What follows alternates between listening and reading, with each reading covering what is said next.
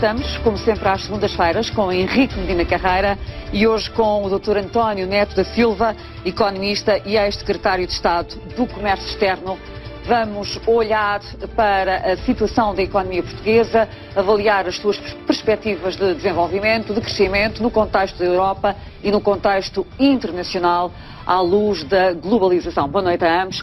Dr. Medina, antes de entrarmos aqui no nosso tema, que é a questão da globalização e da Europa ter perdido muito espaço e muito poder em relação ao Extremo Oriente, gostava de conhecer a sua opinião sobre este refrescamento do governo, este novo acordo e a ascensão de Paulo Portas a ministro responsável por todas as áreas da economia. O que é que o senhor achou destas movimentações dos últimos dias que têm sido muito faladas?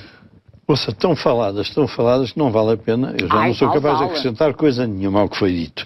Eu suponho que nem vale a pena. O país já ouviu 300 vezes a mesma coisa, dito pelas pessoas mais variadas. O problema que se põe agora é eleições ou não eleições. Sim. Esse é que é o problema crucial. Mas qual é que acha que vai ser a posição do Presidente? Bom, do Presidente não faço ideia. Eu só posso dizer aquela que me parece que seria menos inconveniente para nós. E eu creio que é menos inconveniente para nós é não haver eleições. Porque nós iríamos entrar num período, digamos, de vazio, de perturbação, sem orçamento, deixando aos credores internacionais as maiores dúvidas sobre se isto não é realmente um país ingovernável. Eu creio que se fôssemos para eleições agora, estaríamos a encetar o caminho da Grécia com muita rapidez. Portanto, eu preferiria que não houvesse eleições. A menos que na oposição se perfilasse uma força política com muitas probabilidades de ter uma maioria absoluta ou de poder formá-la. Seria o PS, é a única força política nesse contexto, mas não podendo aliar-se com o PC nem com o Bloco de Esquerda, dificilmente pode fazer um governo de maioria absoluta. O PS tem também inconvenientes. A coesão do PS interna não é muito convincente. Parece-me que aquele arranjo do documento de Coimbra, parece-me que foi assim, alguma coisa que me permite pensar que o PS está um pouco como o PSD e o CDS. Não confio muito naquela coesão. Por outro lado, o PS não tem um programa ou por outra, pensa num programa sem troika, embora não esteja autorizado a pensá-lo. Mas nunca disse que programa é sem troika. E tendo que suportar a troika, não se vê o que é que o PS possa fazer. O PS nunca disse, o António José Seguro nunca disse que rompia com a troika. Não rompe. Mas esse é que é o grande mal, é que ele deveria dizer, nós ou suportamos a troika, se nos virmos livres da troika, o nosso programa é este. Porque assim o que quase com certeza aconteceria era aparecer mais um governo com um projeto, mais ou menos o François Hollande. Também com um programa fantasioso, pronto, não deu coisíssima nenhuma e ele anda por lá a patinar. É o Presidente que desde sempre tem menos popularidade ao cabo de um ano. Ora, o PS disser, nós vamos tentar renegociar. Portanto, se renegociassem, muito bem. Se não conseguissem ultrapassar a troika, o que é que eles fariam? Mas o senhor acredita neste novo governo que vamos ter? Paulo Portas disse que se admitia que a decisão era irrevogável. 3 dias depois, reforça os seus poderes. Eu sempre detestei esta conversa de caserna. Essas conversinhas, o Portas Não, não são conversas, são factos. Está bem, mas se me perguntar, você acha bem aquilo que se passou? Detesto. Mas não detesto hoje, detestei sempre. Por conseguinte, eu não alimento aquilo. Achei péssimo, um péssimo serviço, tão mau como o PS quando levou o Estado à falência, que você aqui não levou até às últimas consequências com o Ministro Teixeira dos Santos. Não havia tempo. Pois, não havia tempo, pois, mas quer dizer, isto para mim é menos grave, é tão grave como um partido ter levado o país à falência. Portanto, são coisas muito graves, mas deixemos esse tipo de conversa. O problema é que o PS admite poder fazer um programa revisto pela Troika. E se a Troika não aceitar a revisão, o que é que o PS faz? Está bem, mas o PS não está no governo. O governo é o PSD e o CDS. Não, mas o problema não é esse. O problema é saber o que é que vale mais a pena. É fazer eleições com todos os inconvenientes imediatos ou não fazer eleições. Eu digo, se tivesse que decidir, não faria eleições. E a demissão do Vítor Gaspar? Surpreendeu-o? A mim surpreendeu-me, mas sobretudo a carta. Uma carta cheia de armadilhas contra toda a gente. Mas, enfim, saiu. Pronto. E o Paulo Portas ter voltado atrás? Surpreendeu? Não, Paulo Portas é pela primeira vez que se saiba um quase chefe do governo. Ele desejaria sempre ser o chefe do governo. Como nunca seria, porque não tem um partido que lhe o permita, ele está muito, muito perto daquilo que gostaria de ser. E os poderes que parecem enunciados pelos chefes do governo que lhe são conferidos são praticamente a governação. Tudo que é importante na governação é tratar das relações com a Troika, é tratar do problema da reforma do Estado, é tratar, digamos, da conjugação dos problemas económicos. Praticamente é tudo o que é importante no Estado português fica com ele. Então, se ele tem a oportunidade para mostrar se vale ou se não vale. E acredita? Nunca ele foi sujeito, nunca lhe foi dada essa possibilidade. Acho que é a primeira vez que ele consegue ter essa possibilidade. Portanto, vamos ter que esperar para ver. Vamos ter que esperar para ver, exato. Porque, conseguinte, aqui há um risco. Jogar nesta cartada é um risco, jogar na outra cartada é outro risco. Simplesmente os inconvenientes imediatos de não jogar nesta cartada são terríveis. Você pensa o que é que pensam os credores se nós entrarmos à escolha, à procura do governo, de programa de governo, de orçamento, de maioria, quer dizer, lá para fevereiro temos orçamento. Quem é que acredita num país europeu que anda sem orçamento meses e meses? Portanto, eu não faria isso. Dr. Neto da Silva, também gostava de ouvir a sua opinião sobre este atual momento político, considerando que o senhor também foi governante e com certeza terá a sua análise em relação a estes acontecimentos que marcaram esta semana, por muitos considerada uma semana absolutamente inédita na nossa história da democracia.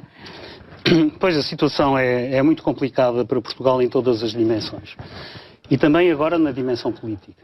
Aquilo que acontece é que eu sinto que os portugueses não acreditam que haja uma alternativa. Ou seja, os portugueses entendem daquilo que é a minha percepção, e essa é também a minha percepção, aquilo que eu penso, é que, de facto, esta coligação é uma coligação extremamente difícil de manter, até pelas próprias características do líder do CDS-PP, mas, por outro lado, eleições não trariam nada de melhor. Ou seja, ninguém acredita que o Partido Socialista tenha de facto, ou seja de facto, uma alternativa. Eu penso que muita gente teria esperança em que o Presidente da República pudesse fazer um governo de iniciativa presidencial. Mas nesse caso, eu também sou cético. Porque a tendência é para ir buscar sempre pessoas que pensam dentro da caixa. Ou seja, é muito difícil. Nós hoje não precisamos de pessoas que pensam dentro da caixa. A linha que está nos governantes não é aquela que poderá resolver os problemas do país. É preciso partirmos para um outro tipo de atitude, um outro tipo de abordagem para se conseguir avançar. E em relação a este novo governo que resulta deste acordo e que, à partida, poderá ser viabilizado pelo Presidente, esta mudança de cadeiras, a entrada de novas pessoas, o reforço dos poderes de Paulo Portas, que sobe a Vice-Primeiro-Ministro com a responsabilidade das áreas da coordenação económica, o que é que o senhor pensa disto? Acredita que eles te vão entender durante mais 2 anos? Sim, eu entendo o seguinte, as pessoas ou têm dimensão de Estado ou não têm dimensão de Estado. Eu não gosto de falar de pessoas, gosto mais de falar de ideias, de debater ideias. E o que sai desta semana é a dimensão de Estado ou a ausência total de dimensão de Estado? O que sai desta semana é, de facto, uma carência de dimensão de Estado.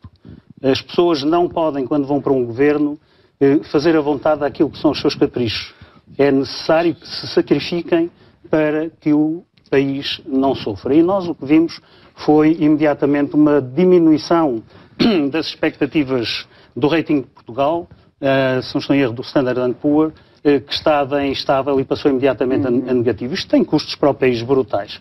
Quando nós temos uma população a sofrer, quando temos pessoas, inclusive qualificadas, que não têm emprego e que já não têm forma de alimentar as suas famílias, permitirem-se os membros que estão no governo não ter a dimensão de Estado para resolverem internamente as suas dissensões e chegar a um acordo como acabaram por chegar depois de ter feito todo este espetáculo. Mas acredita que perante isso eles consigam entender-se de uma forma sustentável nos próximos 2 anos? Rita, eu quero acreditar que, se não for a dimensão de Estado, pelo menos seja a sensação de que não ganham nada a fazerem outra coisa idêntica. E que o país, obviamente, perderá de novo muito. E o Dr. Medina, acredita que isto possa durar até 2015? Ouça, eu preferiria, se fosse possível, era que os 3 partidos fossem formar um governo com gente capaz. Os 3, se juntarem os 3, quer dizer, uma boa solução era ir buscar gente capaz que há por aí, com experiência de vida, gente séria, não andar com alcoviteiros, etc. Bem, mas os partidos não jogam nisso. Os partidos têm que meter lá aquela gentinha que eles querem, não é? E, portanto, essa solução, que podia ser um governo dito de iniciativa presidencial, não passa na Assembleia. Basta lembrarmos do que aconteceu com a experiência Nobre da Costa, em 1978, para perceber que isso não passa. E, portanto, tem que ser essa gente dos partidos. Mas dentro dos partidos eu prefiro ensaiar um aproveitamento desta situação, se não puder ser esta, que se convoquem eleições, mas é o caminho da Grécia imediato, se nós vamos entrar em eleições. Muito bem, Dr. Medina, vamos então aqui ao nosso tema. Estamos aqui com muita informação. Quer enquadrar o tema? Não, este tema é muito interessante e é muito importante, e é um tema que mostra realmente a estreiteza de vistas dos políticos da atualidade. Nós vamos, mais uma vez, tentar falar, hoje com o apoio do Dr. Neto da Silva, das consequências da desindustrialização da Europa.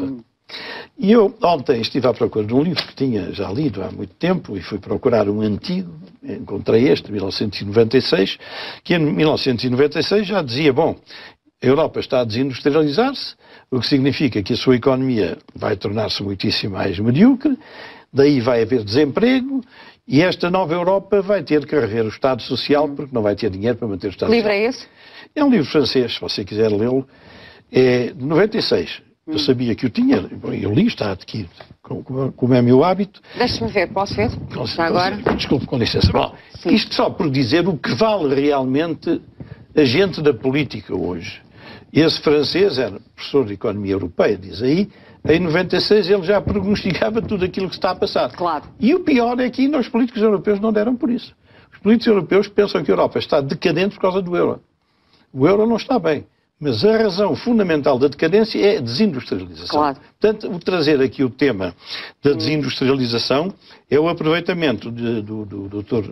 Neto da Silva, no bom sentido, que foi o primeiro economista que eu conheci em Portugal, que realmente acha que isto é preocupante e que isto não vai lá. Claro. Este livro é de Jean-Yves Carfantin e tem como título a prova da mundialização. Eu comprei em Paris, lá no Monte. Sim. Porque antes de entrar no nosso vocabulário comum a palavra globalização, a palavra que era utilizada, significando o mesmo, era precisamente a palavra mundialização, que eles ainda utilizam. Mas essa capacidade de previsão é uma coisa notável quando a gente olha hoje para Portugal e para a Europa, que ninguém fala disso. Nem o Dr. Barroso, nem o Sr. Herman Rompuy, nem ninguém, nem aqui dentro dos políticos portugueses, ninguém, não há Dr. Neto da Silva, qual é o seu principal ponto em relação a esta questão da decadência dos europeus, da falta de crescimento das economias europeias? Bom, o principal ponto é... No contexto da globalização. O principal ponto é este, as pessoas estão a ver as árvores, não estão a ver a floresta. Vejo as pessoas culparem o euro, culparem isto, culparem aquilo, são apenas pequenas peças e não são a causa, mas são a consequência. A grande causa é, de facto, a globalização competitiva, porque nós estamos numa fase em que a globalização já não é a globalização comercial, que foi aquela iniciada pelos portugueses com as descobertas, com a troca de mercadorias entre diversas partes do mundo. Também já não é a globalização financeira, que aconteceu mais ou menos quando o dólar deixou de ser convertível em ouro, em 73, já à volta disso. 71. Hoje a globalização tem outra característica, é a globalização competitiva, não é só globalização. E é uma globalização em que os países são postos em causa eles próprios, ou seja, a concorrência não se faz de acordo com as chamadas vantagens comparadas. As vantagens comparadas não é se temos mão de obra mais barata para produzir têxteis, enquanto que outros têm mão de obra mais cara e, portanto, produzem outro tipo de bens mais adequados. O grande problema hoje é que é a característica da estrutura dos impostos. É a dotação dos países com infraestruturas, é o grau de burocracia, é o grau de corrupção, são os portos e os aeroportos. Tudo isto são os fatores de competitividade. E, portanto, a competitividade não se exerce tanto no sentido da troca dos produtos, exerce mais na localização do investimento. E é isso exatamente que está a acontecer.